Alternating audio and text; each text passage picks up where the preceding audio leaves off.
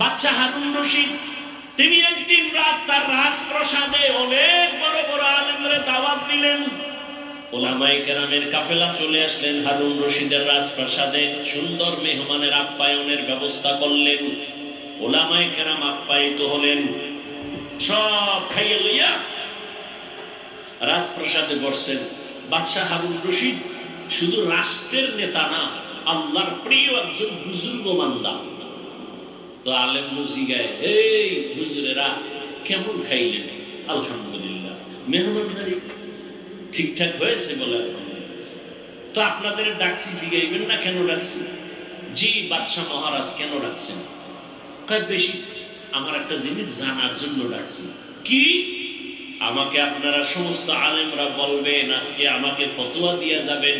আমি বাদশা হারুন রশিদ, আপনারা চিনেন তো কথা ছিল, আমাকে বলেন আমি জান্নাতি নাকি আমি জাহান্নামী, বাস এটার ফতোয়া দিয়া যাবেন, আর কিছু না। সব উলামায়ে কেরাম এক আওয়াজ দিলেন, কে জান্নাতি কে জাহান্নামী দুনিয়ার কোন আলেমের বলার ক্ষমতা নাই। হ্যাঁ, এতটুকু বলা যাবে, আপনি ভালো কাজ করেন তো জান্নাতের পথে আছেন, জান্নাতি বলা যাবে না।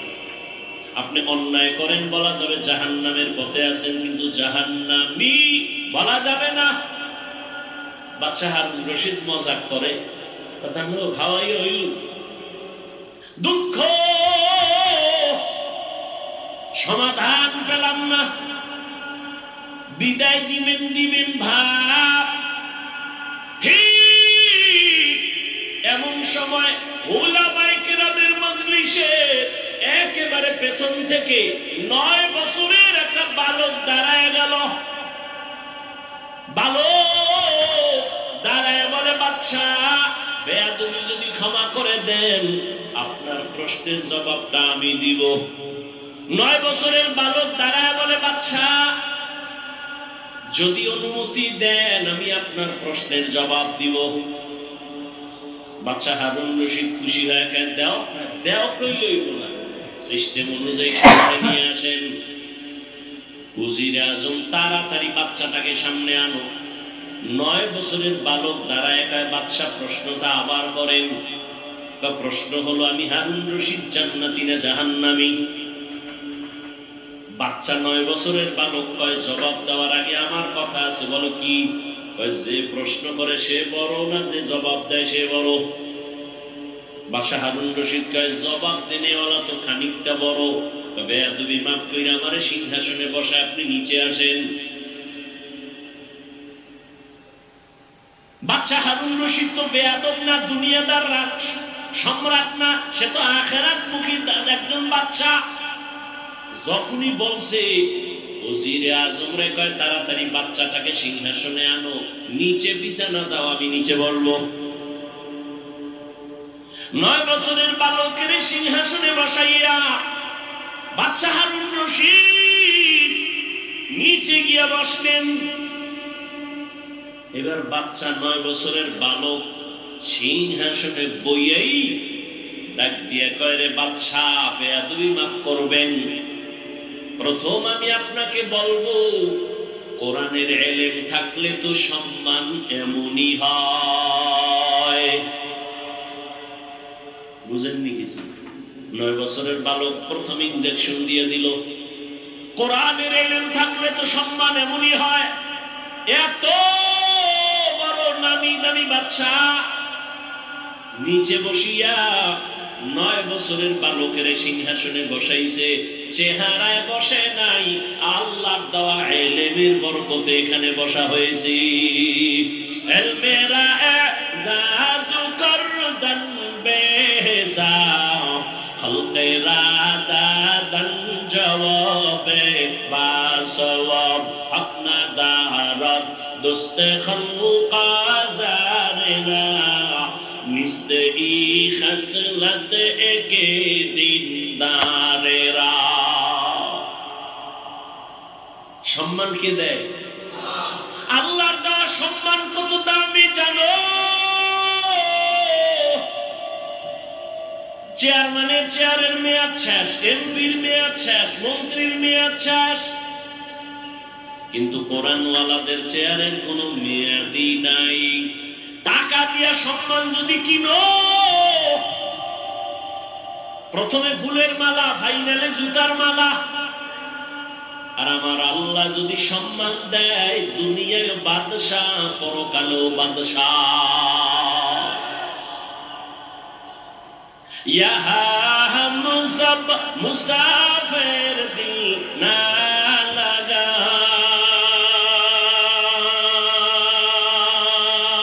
আহলে দিল কি নজর সে রূহ করতা যা,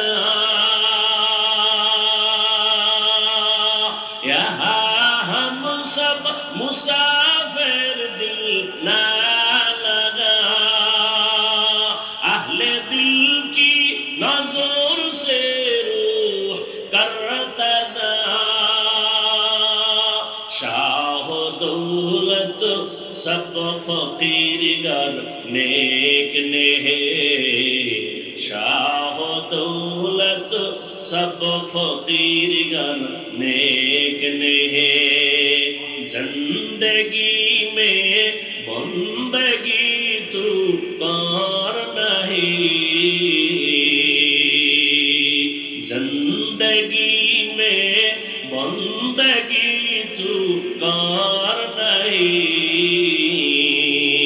जिंदगी में बंदगी शर्मिंदा है, जिंदगी में बंदगी शर्मिंदा है, जिंदगी में बंदगी कुन बंदगी, बंदगी पे जिंदगी शर्मिंदगी।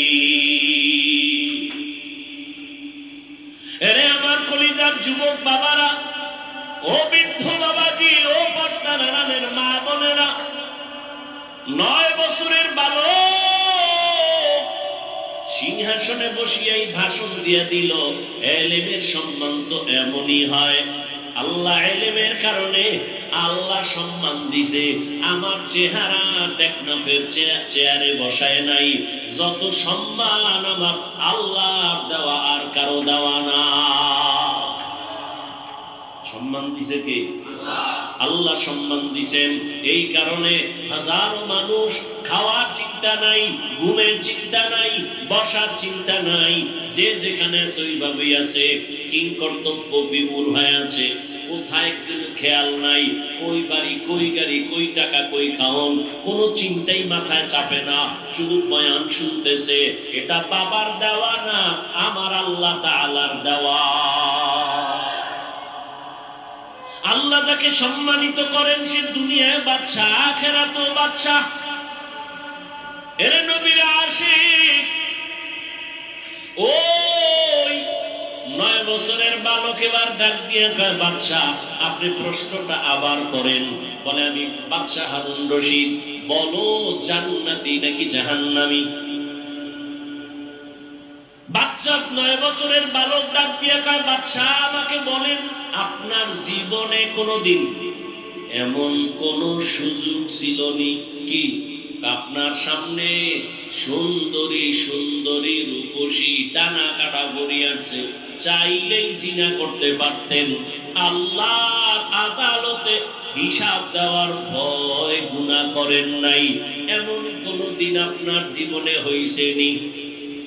বাদশা হারুন রশিদ চোখের পানি ছেড়ে কয়, রে বালক, এরকম একবার আর দুইবার না,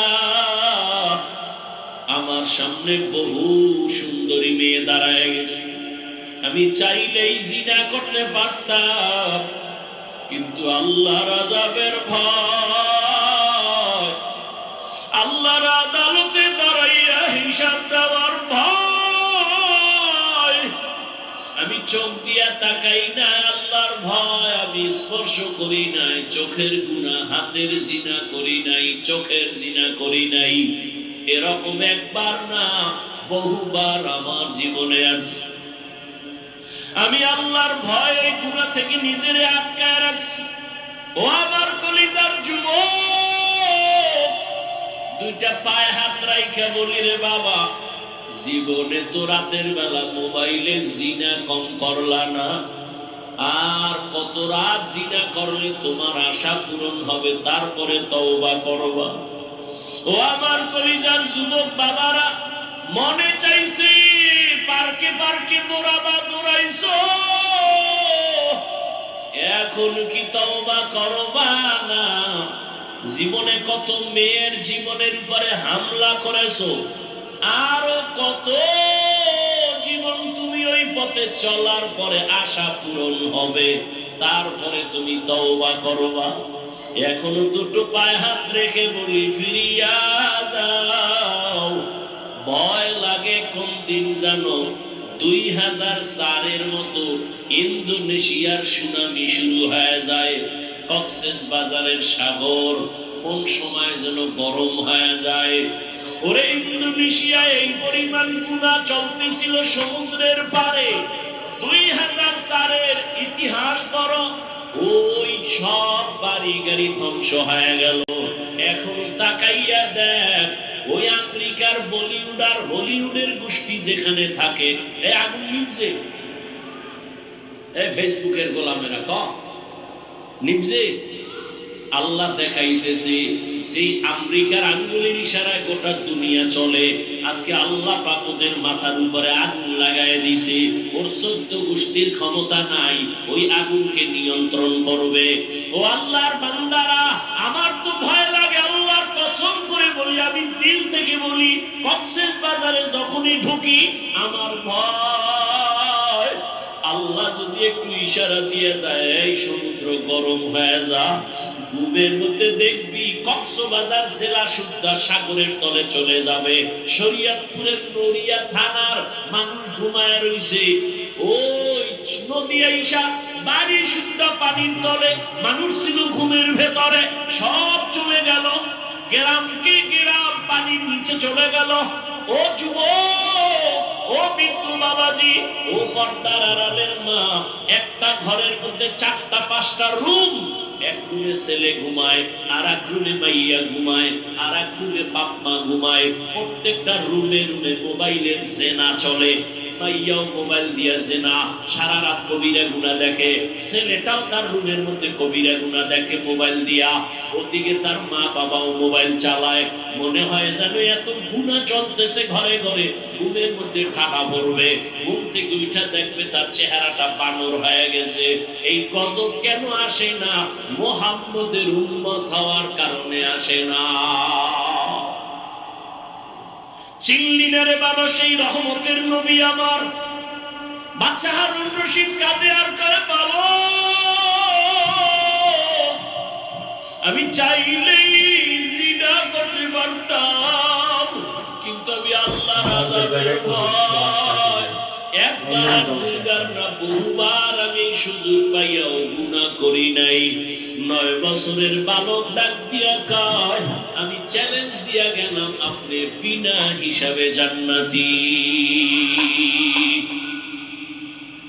ওলামায়ে কেরাম সব দাঁড়ায় গেল। এই ভালো, আমরা সব আলেম ওলামারা এই সিদ্ধান্ত দিতে পারি নাই কে জান্নাতি কে জাহান্নামী। 9 বছরের বালক, তুমি কেমনে বলেছো বাদশা হারুন রশিদ জান্নাতি? 9 বছরের বালক ডাক দিয়া কয়, থামো, আমি দলিল দিব কোরআন শরীফ থেকে। নাও, কোরআনের দলিল নাও। আল্লাহ কোরআনে ওয়াদা করেছেন, ওয়া আম্মা মান খাফা মাকামা রাব্বিহি ওয়া নাহাস নাফসা আনিল হাওয়া ফা ইন্নাল জান্নাতা হিয়াল মাওয়া। যারা আল্লাহর আদালতে হিসাবের ভয়ে গুনাহ থেকে নিজেকে বাঁচাইয়া রাখবে, আল্লাহ ওয়াদা করেন নিশ্চয়ই আমি তাকে জান্নাত দিব বিনা হিসাবে। আলেমরা চুপ হয়ে গেল। এবার খুঁজলো যে এই 9 বছরের বালক এই যে কথা বলছে, এখন তার কথায় মনে হয় আমরা এতগুলো আলেম তার সামনে দুর্বল, এই বাচ্চাটা মনে হয় সবল, সাধারণ কোনো বালক না। ইতিহাস নাও, ছেলেটাকে খুঁজতে খুঁজতে খুঁজতে খুঁজতে ঠিকানা নিয়ে দেখে এটা সাধারণ কোনো বালক না, ভবিষ্যৎ জমানার ইমাম হবে ইমাম শাফিঈ রাহমাতুল্লাহি আলাইহি। ও আমার পর্দার আড়ালের মা বোনেরা, ও আমার যুবক বাবারা, পাও দুইটা ধরিয়া বলি, আর কত নামাজ ছাইরা পাওলার থেকে দূরে যাইবা? কন্দি মরণ হবে জানা নাই। ইদানিং কালে যত লাশ দেখি সব যুবক আর সুস্থ মানুষ।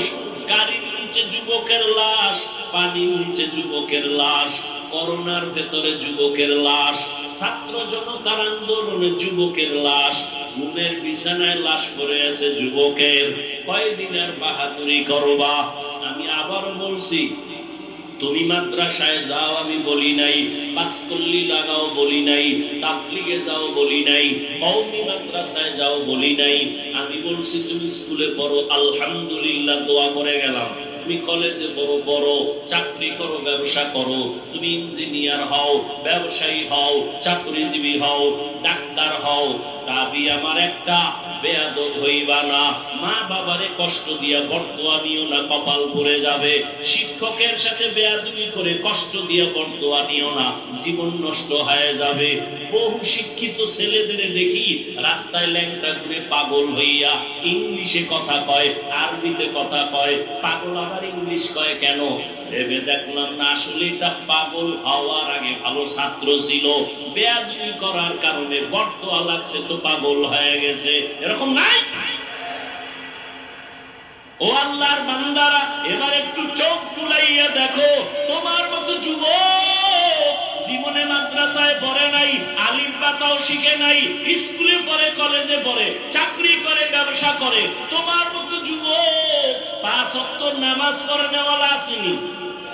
তোমার পায়ে হাত বিবেকের প্রশ্ন করো, তুমি কেন পারো না? আমি বলে গেলাম অবশ্যই তোমার কপালে কারো অভিশাপ লাগছে, কারণ তোমার মতো যুবক র‍্যাব আর্মি পুলিশ বিডিআরের চাকরি করে, নামাজ পড়ে, তুমি কেন পারো না?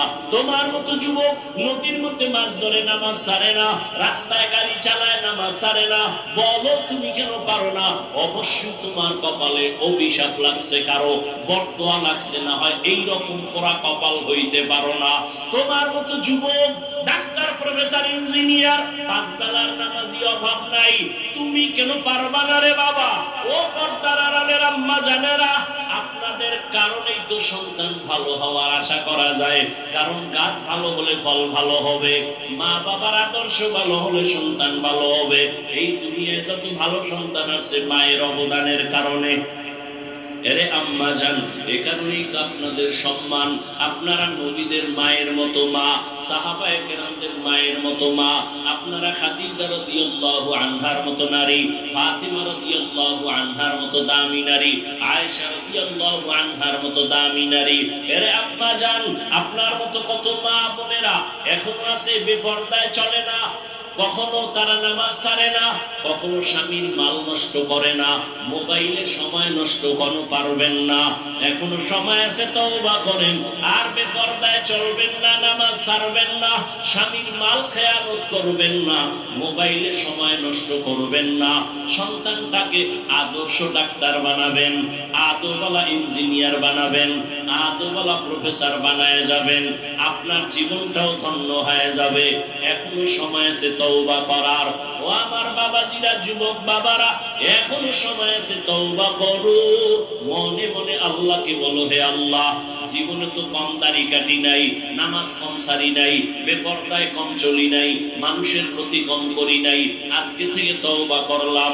মরিয়া গেলে যাব, আর নামাজ ছাড়বো না, দাড়ি কাটবো না, বেপরদায় চলবো না, মা বাবার সাথে বেয়াদবি করবো না। শিক্ষকের দোয়া নিয়া, উলামায়ে কেরামের পরামর্শ নিয়া, নবীজির আদর্শ মেনে জীবন চালাবো। তওবা করার মতো যদি নিয়ত হয়, মুনাফিকি যদি না থাকে, খাঁটি তওবার নিয়ত যাদের আছে, দুটো হাত আমার আল্লাহকে দেখায় দাও। আয় আল্লাহ, হাতগুলো কবুল করে নেন, তওবা কবুল করে নেন, তওবার উপরে মজবুত হইয়া চলার তৌফিক দান করেন, আমিন। জমিন আল্লাহ বানাইলেন, আসমান আল্লাহ সৃষ্টি করলেন, সূর্য আল্লাহ, চাঁদ আল্লাহ, বাতাস আল্লাহ, পানি আল্লাহর দেয়া, মাছ আল্লাহর দেয়া, খাদ্য দিতেছেন আল্লাহ, নিঃশ্বাস ফেলতেছি আল্লাহ। ঘুমের থেকে উঠাইতেছেন আল্লাহ, না উঠাইলে আর ঘুম থেকে উঠাবার সুযোগ নেই, সবকিছু আল্লাহ। সেই জমিনে আইসা আমরা কিভাবে চললে শান্তিতে চলতে পারবো, আল্লাহ তো সে ক্যাটালগ দিছেন, দেন নাই? আল্লাহ ক্যাটালগ দিছেন কোরআন দুইটা। কয়টা ক্যাটালগ? দুইটা। একটা থিওরিক্যাল ক্যাটালগ আর একটা প্র্যাকটিক্যাল ক্যাটালগ। থিওরিক্যাল ক্যাটালগ কোরআন সুন্নাহ, প্র্যাকটিক্যাল ক্যাটালগ চার দল: নবীগণ, সিদ্দিকগণ, শহীদগণ, সালেহগণ। নবী শেষ, রহমতের নবীর পরে কিয়ামত পর্যন্ত আর নতুন কোন নবী হইয়া আসবেন না। কিয়ামত পর্যন্ত যারা থাকবেন এরা প্র্যাকটিক্যাল ক্যাটালগ। থিওরিক্যাল ক্যাটালগ বুঝো না কোরআন সুন্নাহ, বুঝাবার জন্য পেছনে ডাক্তার লাগাই দিয়েছেন, কোচিং মাস্টার। এরা কোরআন সুন্নাহ ধরে ধরে ধরে ধরে বুঝাবে, এইভাবে নামাজ পড়ো, এইভাবে জিকির করো, এভাবে চললেই তোমার পরিবারে শান্তি, তোমার ঘরে শান্তি, বাহিরে শান্তি, সমাজে শান্তি, দোকানে শান্তি। ঠিক যারা এগুলো মেনে চলতেছে তারা আজ পর্যন্ত তারা শান্তিতে আছে, সম্মানও আছে। যত অশান্তিতে আছে যারা আল্লাহর দেওয়া ক্যাটালগ মানে না, তারা কি চোখের সামনে দেখতেছেন সব, এরপর মানতেছেন না। কারণ কি? কয় টাকার লোভে বইরা দাড়ি কাটছেন? এই যুবকেরা, কার পিছনে ঘুরিয়া নামাজ ছাড়ছো? কি পাওয়ার আশায়? একটা টিনের ঘর পাবা? কিসের জন্য তুমি কার পেছনে ঘুরে নামাজ ছাড়ছো? তবে লিখে রাখো, যার পিছনে ঘুরে নামাজ বাদ দিছো সে কে? সে তোমার স্বার্থপর দুশ্মন। স্বার্থে আঘাত লাগলে দল থেকে নাম কাটবে না, লিখে রাখ, তোর কল্লা কেটে ফেলবে, লিখে রাখ। স্বার্থে আঘাত লাগলে দল থেকে নাম কাটবে, কথা কেন? কি কাটবে? কল্লা কাটবে, লিখে রাখ ভালো করে। সোনার বাংলার রাজনীতি লিখে রাখো ভালো করে। শত্রু তোমাকে মারবে না। তুমি যার পিছনে যৌবন খরচ করতেছো, যার পিছনে ঘাম ছুটাইতেছো, সেই তোমাকে মারার জন্য ছুরি ধারাচ্ছে, রেডি দেবো। আমি বানায় বলতেছি, এই আকাম চলে না? চলে না? সত্য কথাটা মানেন আর না মানেন, আমি প্রথমেই বলছি, অন্তত স্বীকার করেন যে হ্যাঁ আকাম চলে। আওয়ামী লীগের মানুষ মারার জন্য অন্য দল দরকার নাই, বিএনপির লোক সাইজ করার জন্য অন্য দল লাগবে না তো। ওই ভাগে একটু কম পড়লে এরাই লেগে যাবে। এখানে জামাতের লোক গিয়ে এখন মারার দরকার নাই, আন্দোলনের লোক গিয়ে মারার দরকার নাই, তাবলিগলার মারার দরকার নেই, কারণ সব স্বার্থপর ধান্দাবাজ। ধান্দায় কম পড়লি রেডি, এটার সাইজ করে সাগরে ভাসায় দাও, কারণ আমার ভাগে কম পড়তেছে ওর কারণে, ওরে মাইনাস করো। এগুলো চলে না? তোমার বেলায় চলবে কিনা এর কোনো নিষেধাজ্ঞার কোনো গ্যারান্টি আছে? এই জন্য আমি মাঝে মাঝে কই, তাড়াতাড়ি মরতে যদি চাও, অসম্মান হইয়া, ইজ্জত নিয়ে না, বেইজ্জতি হয়ে যদি দ্রুত মরতে চাও, চান্দাবাজি ধান্দাবাজিতে রাজনীতিতে যাও, আর না হয় ডবল বিয়ে করো। ইজ্জত হারায় তাড়াতাড়ি মরবা। কথা যা কই মনে রেখো। আল্লাহ হেদায়েত দান করুন। রাগ করতেছেন? বেয়াদবি ক্ষমা চাইছে, আবারও ক্ষমা চাইলাম, লাগলে আরো চাইব। কাউকে আঘাত করা আমার মাকসাদ না। এ সমাজে শান্তি আসুক। আপনারা কিভাবে ভাবেন যে ইসলাম এত দুর্বল? ওলামায়ে কেরাম ওয়াজ করবে আখিরাত নিয়ে, কেন? মানুষের জীবনের শুরু থেকে কিয়ামত পর্যন্ত সব বিষয়ের সমাধান দিয়ে আল্লাহ কোরআন দিয়েছেন। আপনি সমাধান অন্যদিকে খুঁজেন কেন? কোরআন তো এমন একটা কিতাব যার কোনো সংশোধনী নাই। সংবিধান করছে একদল, আর এক দলকে পুড়ে ফেলা, নতুন সংবিধান কর। আল্লাহর সংবিধান তো কলম ধরার কারো সাহস নাই, যে চিন্তা করবে পাল্টাবো, ওর দিমাগ নষ্ট হয়ে যাবে। এটা মানেন না কেন? এখানে তো কোনো দলীয় মাস্তানি চলে না।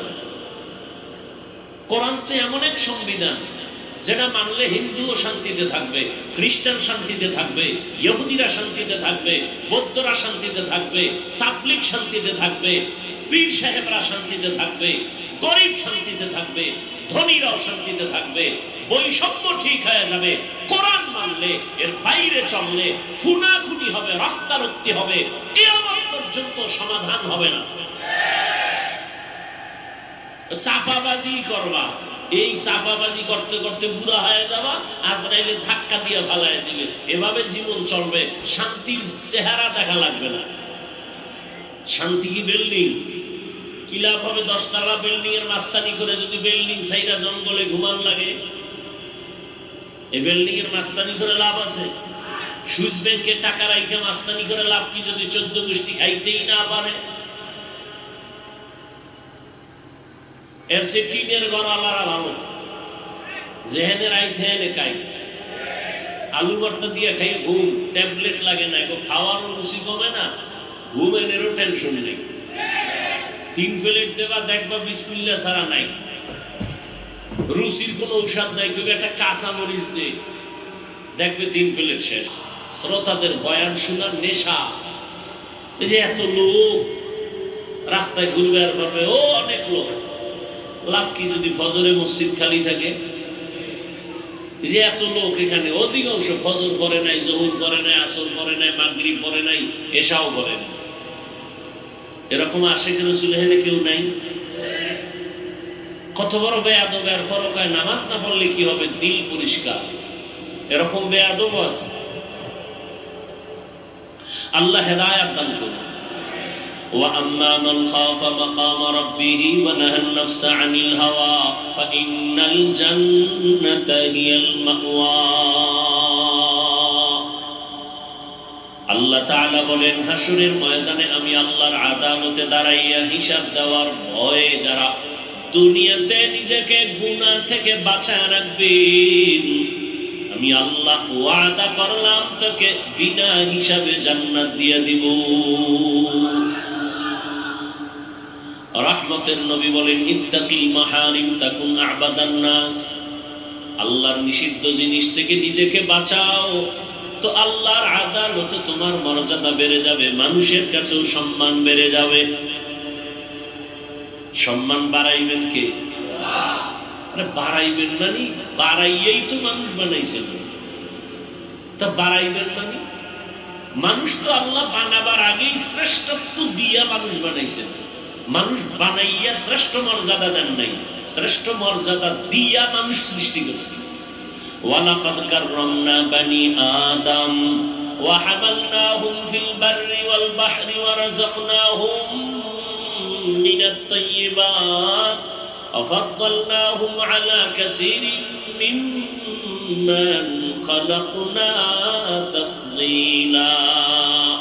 বনি আদম বড় দামি, বানাইয়া দামি না বানানোর আগেই? এ জমিনের ভেতরে নূরের সৃষ্টি ফেরেশতারা শ্রেষ্ঠ না, আগুনের সৃষ্টি জিনেরাও শ্রেষ্ঠ না। আল্লাহর সিদ্ধান্ত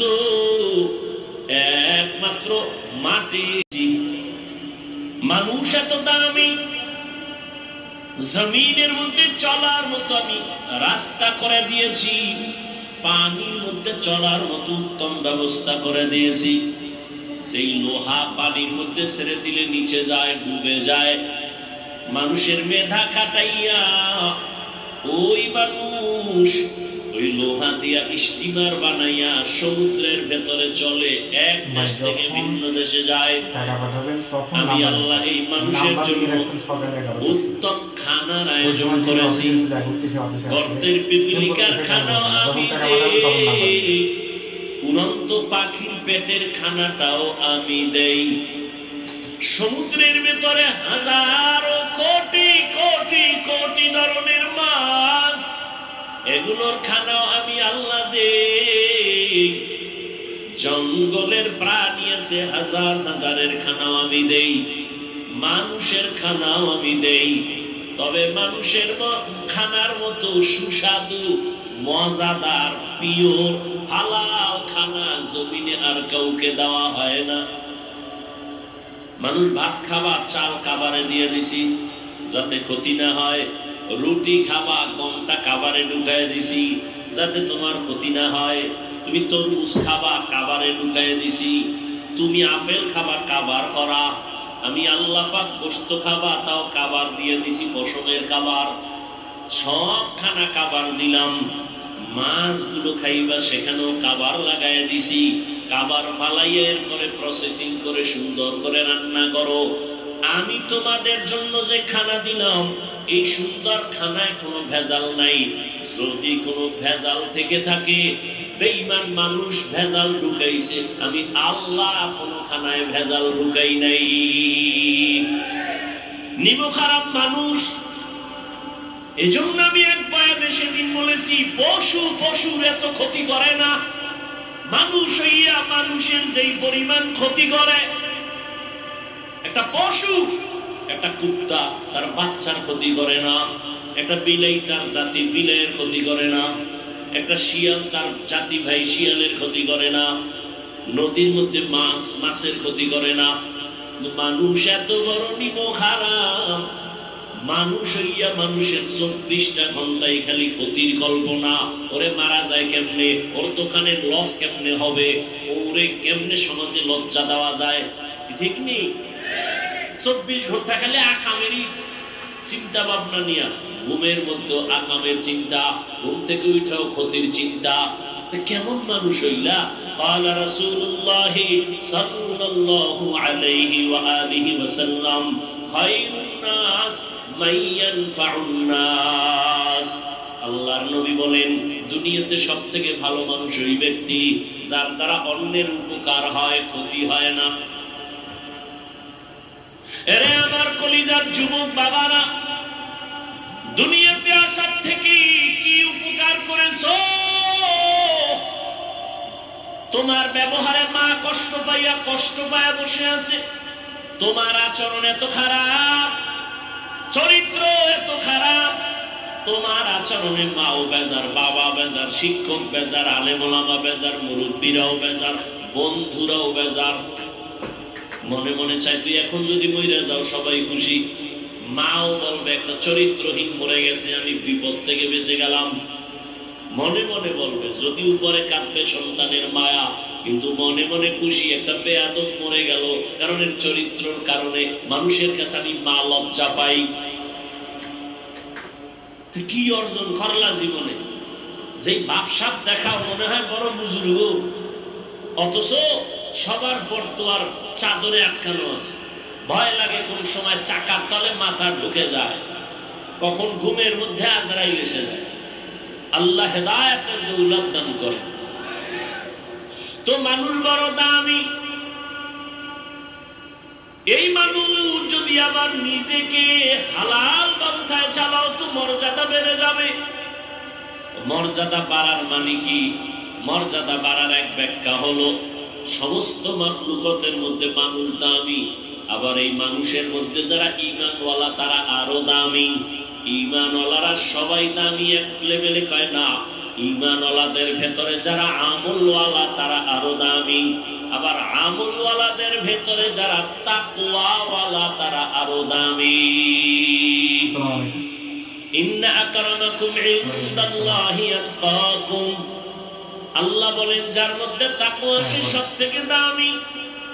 এগুলো এক লাইনের মর্যাদা।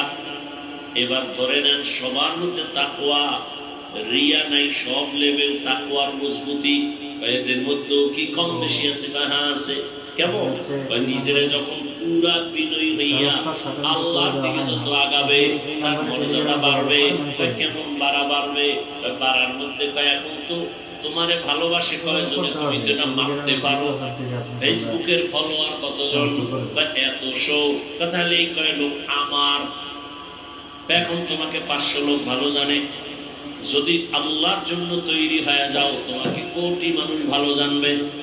আরো যদি মজবুত হও তাকওয়ার উপরে, তোমাকে 18 কোটি সবাই ভালো জানবে। এখন তোমাকে মুমিনেরা ভালো জানে, এরপরে আল্লাহ সম্মান বাড়াইলে বেঈমানেরাও ভালো জানবে। যদি আরো মজবুত হও, এখন শুধু মানুষ ভালো জানে, এক পর্যায়ে জঙ্গলের প্রাণীরাও তোমাকে ভালো জানবে, মহব্বত করবে। তোমার কথায় এখন মানুষ উঠে আর বসে, মর্যাদা আল্লাহ বাড়াইলে তোমার কথায় জঙ্গলের বাঘ উঠবে আর বসবে, নদীর মাছ উঠবে আর বসবে। ইতিহাস আছে তো। তুমি অন্ধ, তুমি বধির, তুমি জানো না, তো তোমারে বুঝাবো কেমনে? এক অন্ধ শুকায় যেতেছে, একজনের কয় গাভীর দুধ খা, শরীর মোটা তাজা হবে। অন্ধ কয় আমি তো দুধ চিনি না, দুধ কেমন? বা সাদা। সাদা কেমন? বা একটা প্রাণী আছে বক, বক আছে না, বকের মতো। কয় বকটা কেমন? ওই ধান কাটা কাশির মতো বাঁকা। কাশি কেমন? এবার হাত ধরে দেখাইছে, এই বাঁকা। অন্ধ লোকটা হাত দিয়ে ধরে দেখে এত বড় বাঁকা, এই দুধ আমি না খায় মরতে রাজি, তবে এই দুধ আমি খাবো না। দরকার নাই ভাই, আমার দরকার নাই। তুমি অন্ধ, তুমি বধির, তোমাকে বুঝাবো কিভাবে যে এটাই শান্তির পথ? যদি বুঝদা, এই যে এখানে আমরা সবাই বসি, আমি টুপিওয়ালা হই আর যাই, আমার পরিচয় তো আসল, আমরা মুসলমান। আপনার আমার আল্লাহ দুইজন না এক? আপনার আমার নবী, আপনার কোরআন আমার কোরআন, আপনাদের কাবা আমার কাবা, আপনাদের ধর্ম আমার ধর্ম, আপনাদের কালেমা আমার কালেমা। দুনিয়াতে আসছি সিস্টেম এক। বিদায় বেলা কাফনের সংখ্যা 3টা, তাও এক। মহিলাদের 5টা এক। কালার হবে আলাদা। কি হবে? কি কালার? কালার নিয়েও কিলে গেলি চলে, চলে না? কে সাদা, কে কালো, কে সবুজ, এ নিয়েও কিলে গেলি। কাফনের কালারও এক, কবরের সাইজও এক, কবরের মধ্যে প্রশ্ন 3টা, তাও এক। কে ধনী, কে গরিব, কে আলেম, কে আলেম না, সবার বেলায় প্রশ্ন এক, কাফন এক, কালার এক, কবরের সাইজ এক, আল্লাহ এক, নবী এক, কোরআন এক, কাবা এক, ধর্ম এক, কালেমা এক। কি তাহলে আপনাদের বয়ান করবো কেন? বয়ান তো করবো হিন্দুদেরকে, যারা আল্লাহ চিনে না, কোরআন চিনে না, ইসলাম বুঝে না। বয়ান তো খ্রিস্টানদের করবো, আপনাদের কেন বয়ান করবো? আপনারা তো কোরআন বুঝেন, ইসলাম বুঝেন, আল্লাহ চিনেন, নবী চিনেন, কারণ কি? অথচ ওদেরকে বয়ান করার টাইম কই? 12 মাস আপনাদের পেছনে ঘুরতে ঘুরতে ঘুরতে ঘুরতে অল্প বয়সে অসুস্থ। শুধু কি আমি একা? হাজার হাজার আলেম আপনাদের পেছনে সময় দেয়। তাবলীগওয়ালাদের মেহনত, পীর মাশায়েখের মেহনত, বক্তাদের মেহনত, জুমার খতিব ইমামদের মেহনত, হাজারো আলেমের মেহনত। এরপরও ফলাফল জিরো। সে আগের সুদ করে এখনো সুদ খায়, আগের ঘুষ করে এখনো ঘুষ খায়। করোনার মতো গজব দিয়েও বাঙালির ঘাড় সোজা করতে পারে নাই, এখনো তেরা, এখনো আলেমের গালি দেয়। এরকম বেয়াদব নাই? বড় দুঃখ। বয়ান কর্মবিধর্মী কি আপনাকে কেন বয়ান? অথচ আপনাকে এত বয়ানের পরেও বুঝলাম না কি হলো। আমি মুসলমান, টুপি খুলতে চাই না, আর আপনি কেমন ভিআইপি মুসলমান যে টুপি দিতেই চান না। আমি দাড়ি কাটলে লজ্জা পাই, আপনি কেমন ভিআইপি মুসলমান যে দাড়ি রাখতে লজ্জা পান। আমি নামাজ না পড়লে লজ্জা পাই, আর আপনি কেমন মুসলমান যে নামাজ পড়তে গেলে লজ্জা পান। আমি কেমন মুসলমান বুঝি না। আপনারা ভুলে আছেন না আমরা ভুলে আছি? ও আমার যুবক বাবারা, যদি বলো হাফিজ ভাই তোমরা ভুলে আছো আমরা ঠিক, তাহলে কোরআন হাদিস থেকে দলিল দেখায়া দাও বাস্তবে। আমি এখন দাড়ি কেটে ফেলবো, নামাজ বাদ দিয়া তোমার লাইনে প্যান্ট শার্ট টাই লাগায় নাচ গান শুরু করবো। আর যদি বলো না না আপনারা উলামায়ে কেরাম সঠিক লাইনে আছেন, আমরা শয়তানের ধোঁকায় পড়ে ভুলে আছি, তাহলে আমি বিনয়ের সাথে বলবো পা দুটো আগায় দাও। আমি পায়ে হাত রেখে বলবো আর দাড়ি কেটে আমার নবীরে কষ্ট দিও না, নামাজ ছাড়ি আমার আল্লাহকে কষ্ট দিও না রে বাবা। আমি যে তোমাদের সামনে কথা বলতেছি ও আমার কলিজার যুবক, একবারও কিন্তু বলি নাই হুজুর হও, আমার মতো পাঁচকল্লি লাগাও। আমি কওমি মাদ্রাসার সন্তান, তুমিও কওমি মাদ্রাসায় যাও। আমি তাবলীগের লাইনের সন্তান, তুমি তাবলীগে যাও। আমি পীরের মুরিদ, তুমিও পীরের কাছে যাও। না হয় জাহান্নামে যাইবা, একবারও বলি নাই, বলবো না, ভয় নাই। তবে আমি কি বলবো শুনো, আল্লাহর আদালতে দাঁড়াইয়া হিসাব দেওয়ার ভয় অন্তরে জমা করে নিজেকে আদর্শওয়ালা বানাও। স্কুলে পড়ো, কলেজে পড়ো, চাকরি করো, ব্যবসা করো, কোনো বাধা নাই। ডাক্তার হও, ইঞ্জিনিয়ার হও, প্রফেসর হও, সাংবাদিক হও, উকিল হও, ওসি ডিসিএসপি হও, এমপি মন্ত্রী হও। তবে আমার জীবনের বড় দাবি যুবক বাবাদের কাছে, জীবনে বেয়াদব হইবা না। ডাক্তার হও, বেয়াদব হইও না। ইঞ্জিনিয়ার হও, বেয়াদব হইও না। বলতে পারো হাফিজ ভাই বেয়াদব হব না, তার ব্যাখ্যা কি? বলে 3 জায়গায় বেয়াদবি করবা না। জীবনে যদি গলায় ছুরিও লাগে, 3 জায়গায় বেয়াদবি যেন না হয়। যদি হয় মরার আগে বিছানায় পড়ে যাবি। ভালো করে মনে রাখিও যুবক বাবারা, 1 নম্বরে মা বাবার সাথে বেয়াদবি করবা না, শিক্ষকের সাথে বেয়াদবি করবা না, 3 উলামায়ে কেরামের সাথে বেয়াদবি করবা না। মা বাবার কষ্ট দিলে যদি বদদোয়া লেগে যায়, মরার আগে পঙ্গু হয়ে পড়ে যাবি। যদি শিক্ষকের কষ্ট দেওয়ার বদদোয়া তোর কপালে লাগে, লেখাপড়া হারিয়ে যাবি। আলেমের সাথে বেয়াদবি করে যদি কষ্ট দাও, বদদোয়া কপালে লেগে গেলে চরিত্র আর জীবনে ভালো করতে পারবা না। অতএব তুমি যত বড় ইঞ্জিনিয়ার হও না কেন, চরিত্র যদি ঠিক না থাকে, সব জায়গায় তাসলিমার মতো জুতার বাড়ি খাবি। ডাক্তার হইয়াও তোর কপালে শান্তি নাই। আর যদি সবার দোয়া নিয়ে চলো, তাহলে ডাক্তার হলে শুধু টেকনাফ না, পুরা বাংলাদেশের মধ্যে সম্মান বেড়ে যাবে। সবাই মাথায় নিয়ে সম্মান করবে। আল্লাহ পারে না? পারে না? সেজন্য তোমার চরিত্র ঠিক রাখতে হবে, নিজেকে সুস্থ রাখতে হবে। মা বাবার দোয়া, শিক্ষকের দোয়া, উলামায়ে কেরামের দোয়া লাগবে। এই সবগুলো জবাই করতেছো গজবের মোবাইল দিয়ে। চরিত্র শেষ। তোমার মধ্যে আছে বলতে কিচ্ছু নাই। মোবাইল তোমাকে ধ্বংস করে ফেলেছে, তোমার খবর নেই। আছে শুধু রুহু, রুহুটা আজরাইল নিয়ে গেলে তুমিও নেই। আপনার অ্যাকাউন্টে কোরআন শরীফ মাথায় লয়ে কইলো এই জাতি মানতে চাইবে না, কপাল খুলছে না। অ্যাপসের ভিতর থেকে ওর মা ছাড়তে রাজি, মোবাইল ছাড়বে না। বাপ ছাড়তে রাজি, মোবাইল ছাড়বে না। খানা ছাড়বে, মোবাইল ছাড়বে না। ওর কপালে মন পড়া পড়ছে। সারা রাত দরওয়াজা জানালা বন্ধ করে মোবাইলটা সামনে নিয়ে সারা রাত চোখের জিনা, কানের জিনা, জবানের জিনা, অন্তরের জিনা।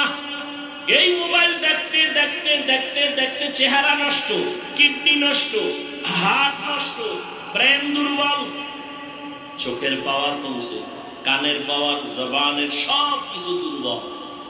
পরীক্ষা করো হসপিটালে গিয়া, তোমার বিশ্বাস হয় না? আজকে বাসায় যায় গুগলে সার্চ দাও, টাচ মোবাইল দেখলে অঙ্গ প্রত্যঙ্গের কি কি ক্ষতি হয়, চিকিৎসা বিজ্ঞানীরা ডিটেইলস ওখানে বিস্তারিত লিখে রাখছে। দেখো,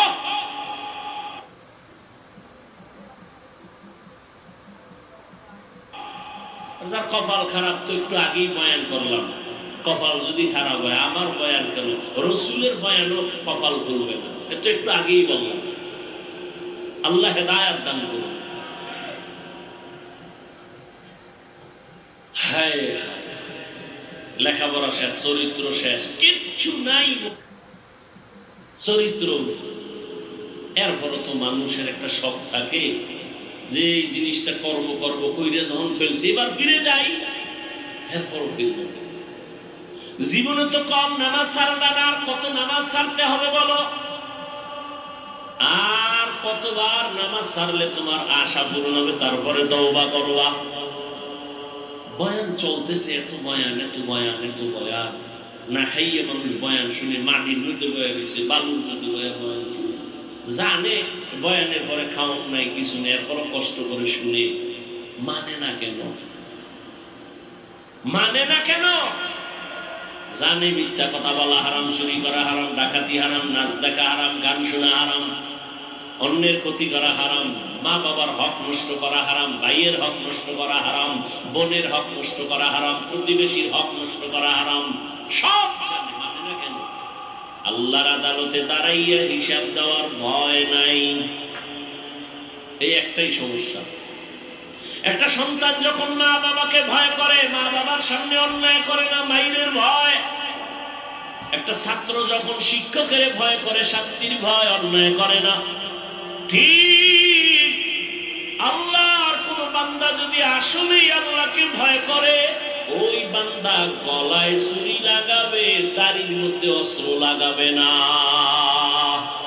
হর কে দারত খৌফে হক দর দিল মাদাম জান্নাতুল মাওয়া দেহত রামাকাম জুজবা হকচি জে মখাদ ইনসুজা ফজলে উ আমস্তে দর জুমলা জাহা। বাদশাহ হারুন রশিদের নাম শুনছেন? কথা বলেন না কেন? তার স্ত্রীর নাম কি? খবর নেই, দুনিয়ার সব জানে। বাদশাহ হারুন রশিদ একদিকে বড় বুজুর্গ, অন্যদিকে রাষ্ট্রের পরিচালক, রাষ্ট্রের ইমাম, মসজিদের ইমাম। নেতা তো এমনই হওয়া উচিত, রাষ্ট্রের ইমামতি করবে, নামাজের ইমামতি করবে। কি আমগর নেতা খাতা এমনই, এখন রাষ্ট্রবাদ দিয়ে ইমামতিতে দিলে দেখবেন সেজদার থেকে নাই। কি আল্লাহ হেদায়েত দান করুন। বাদশাহ হারুন রশিদের স্ত্রী জুবায়েদা খাতুন কোরআনের হাফেজা, 100 নারী তার কাজের মহিলা। এই 100 কাজের মহিলা সবাই কোরআনের হাফেজা। জুবায়েদা খাতুন নিয়ত করে ফেলল, ও পর্দার আড়ালের আম্মা জানেরা, জুবায়েদা খাতুন এত টাকাওয়ালা, সব পিছে ফেলে আমার আল্লাহকে ভুলেন নাই। আল্লাহর মুহাব্বত তার মূল চাবি। জুবায়েদা খাতুন সিদ্ধান্ত নিল, আমার পুরা বাড়ির মধ্যে 24 ঘন্টা যেন কোরআনের তেলাওয়াতের আওয়াজ হয়। 100 মহিলা কোরআনে হাফেজা ভাগ করে দিল, তুমি আধা ঘন্টা কোরআন পড়ো, এরপরে কাজে নামো। তুমি 20 মিনিট কোরআন পড়ো, তারপরে কাজে নামবা। এরপরে আর এক মহিলা, তুমি 20 মিনিট কোরআন পড়ো, তারপরে কাজে নামো। এমন ভাবে শিডিউল করে দিছে, 24টা ঘন্টা জুবায়েদা খাতুনের বাড়ি শুধু তেলাওয়াতের আওয়াজ। আমাদের আম্মাজানরা কি পরিমাণ করে, আপনারা কি পরিমাণ করেন? আমরাই করি না। সারাটা বছর একটা খতম দিতে পারি না, কপাল কত খারাপ। অনেক কপাল পোড়ার ঘরে কোরআন শরীফ আছে, বছর বছর হয়ে গেল, জীবনে কইলাও দেখে নাই ভেতরটা কেমন।